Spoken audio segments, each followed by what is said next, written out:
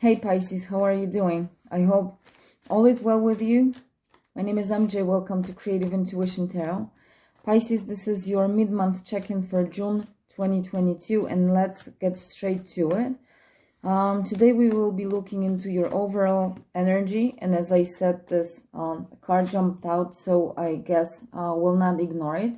It's the Ten of Swords, but don't worry about it. The overall energy for you, your situation, and then we will focus on things that you may need to release at this time or leave behind, and how you can best release them, or what is of best support to help you release it so that you can move forward smoother, perhaps quicker. Okay, so let's get to it since we already have the card on the table. The overall energy, this is the Ten of Swords, and I said don't worry about it because there's nothing to worry about. Yes, it symbolizes an ending, but with number 10, there's always an ending and a new beginning. And while the Ten of Swords can represent a painful ending, it also represents an ending of a painful cycle, okay? So it's very symbolic in this particular deck that there is this star, and even though it's very small and there's still a lot of darkness here, it symbolizes that light is not gone completely, okay? In fact, it's about to dawn. The new day will start. It hasn't ended. Actually, it's about to wake up. So an ending of a painful cycle. But let's clarify. Let's see what else can we get for it so that we can expand on your overall energy or the energy of your situation.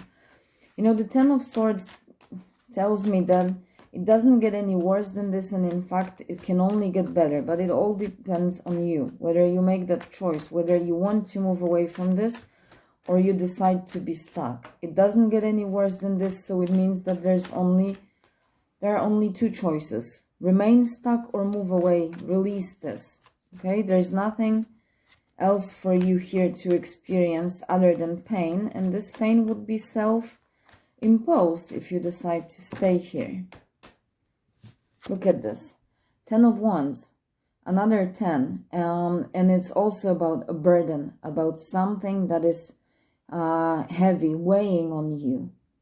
This card is about releasing burdens, and sometimes it may be called the burden of choice, because out of those many, you should only choose one that will allow you to move forward. When you try to carry too much, you're not moving forward at all. And in this card, this is really very symbolic. There is this one, and I feel that you know what it is that may help you. What do you need to release? What is a burden?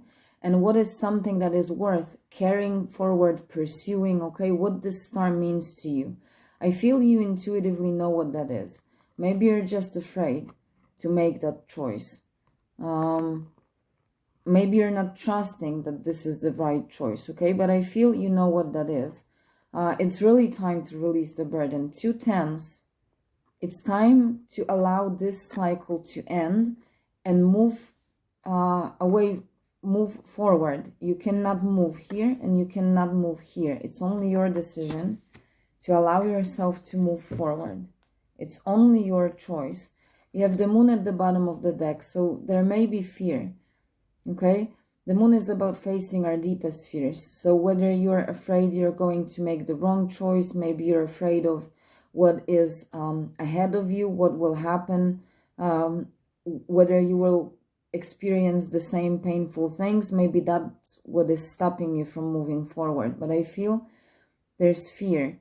But you can only heal those fears if you face them. That is the only way. The path of the moon is the path of the shadow, but it always leads to light. And behind the moon card, there's the sun card. And behind the moon, there is always the sun. You need to face the darkness first. There's no other way. I said we will focus on releasing, and that is exactly what you need to release. So I'm not going to look further because I can see the cards are here. I don't need to shuffle the deck. There is a need to release fear. And see, you have the Temperance underneath the moon. So 2 major arcanas. And I said, well, you may need to release fear. And you really need to trust not only yourself, Trust the divine, the universe, God, angels, however you call it. You trust in something if you're here listening to tarot. You need to trust that it's supporting you, but there is the divine time for everything. And healing, especially when you have this in your overall energy, needs time. It's not going to happen overnight. Maybe that is something that is stopping you from moving away from the Ten of Swords and Ten of Wands, because it takes too much time. I don't know. And maybe it's getting you discouraged. Everything has its divine time, and the ingredients need to mix. There needs to be synergy and synthesis. There is something in the process of being created, and this is the ultimate healing card in the tarot, but you need to allow it to happen in the right time, and your part in it is to face your fears with trust that this is supporting you. So you can find comfort in whatever that higher power that you connect with.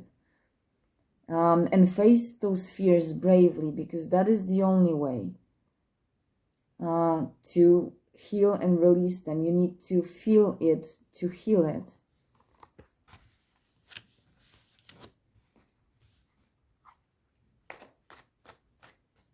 And you really need to allow yourself time. You don't have to make this choice. Again, it doesn't have to happen overnight. You have all the time you need. It's about taking action and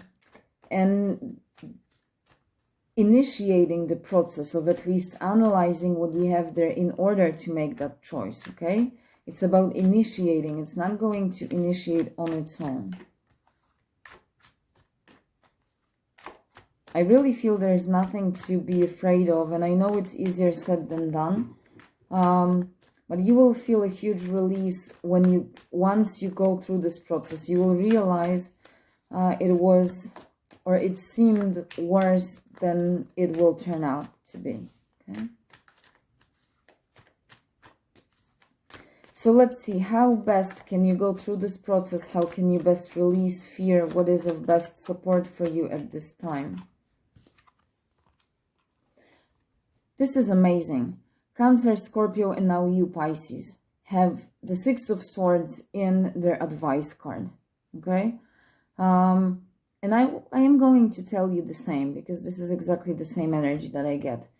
Moving to the calm waters and balancing your mind and your heart and soul. Because we have both swords representing the head space, intellect and higher mind, and we have water that represents healing, that represents our heart, emotions, our soul, can be creativity. Combining them into a beautiful, harmonious, or in a harmonious cooperation.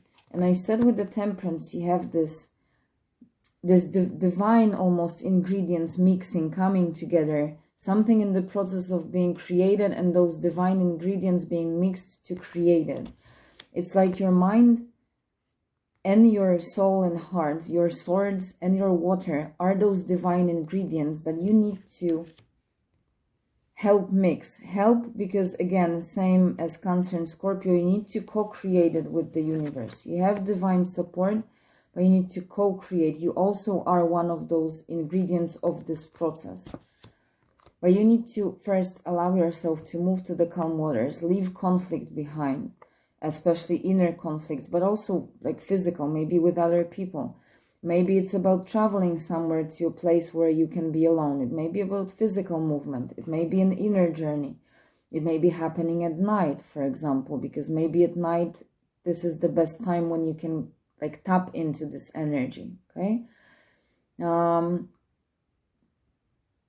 follow your intuition as you do it. Trust it, because it keeps giving you guidance and advice that you need as you go through this. I really hope that makes sense. But it's amazing that you all have the same card. You know, you have the Four of Coins at the bottom of the deck. And in this particular deck, you can see how sad, disappointed she is. And Four of Coins typically is a card of being overly attached to something. It may be to material things, but doesn't have to be. And you know, I really feel that some of you may be overly, I really hope it's going to make sense what I am going to say, but that you may be overly attached to your fears. I don't know if I can find the right words to explain it, but if it resonates with you, you know what that means. It's like on one hand, you want to release them, but on the other hand, how do I say that? You're overly attached to your fears. This is going to sound crazy because they make you feel safe. And they make you feel safe because they keep you stuck. So on one hand, you want to move forward, but on the other hand, being stuck where you are makes you feel safe. So it really may be fear of what is, what the future holds for you. Because I looked at those, the people here on the boat, and only for you, for Pisces, I was drawn to look at their faces, how they look towards the shore that they are leaving from. It's like they are looking towards the past, the place they are moving away from, and they already miss it.